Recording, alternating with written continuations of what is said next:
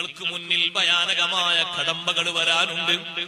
മരണം എന്നതൊരു കടമ്പയാണ്, ഒരു പ്രതിസന്ധിയാണ്. തരണം ചെയ്ത് രക്ഷപ്പെട്ടെങ്കിലേ മാർഗമുള്ളൂ. രക്ഷിക്കാൻ അവിടെ കുടുംബങ്ങളാരും വരില്ല, സ്നേഹിതന്മാരാരും രക്ഷപ്പെടുത്താൻ വരില്ല. അടുത്തൊരു കടമ്പയാണ്, ഭയാനകമായ രോഗമാണ് ഖബറെന്ന് പറയുന്നത്.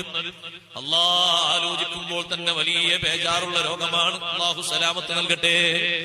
അതും കഴിഞ്ഞ് എഴുന്നേറ്റ് വരുമ്പോൾ പുനരുദ്ധാരണം ചിന്തിക്കാൻ പറ്റാത്ത വല്ലാത്തൊരു വിഷയമാണ്. എവിടേക്കാണ് നമ്മൾ എത്തുക? ഏത് പോയിന്റിലാ നമ്മൾ പോയി നിൽക്കുക? നിൽക്കാനുള്ള സ്ഥലം എത്താതെ മലക്കുകൾ നമുക്ക് വിശ്രമം തരില്ല.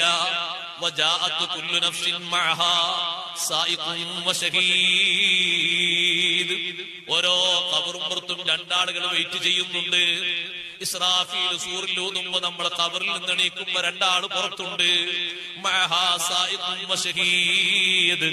തെളിച്ചു കൊണ്ടുപോകുന്നൊരു മലക്കുണ്ട്, സാക്ഷ്യം വഹിക്കുന്ന മറ്റൊരു മലക്കുണ്ട്. ആ രണ്ട് മലക്കുകളും വലത്തും ഇടത്തുമായി നമ്മുടെ കൂടെയുണ്ട്.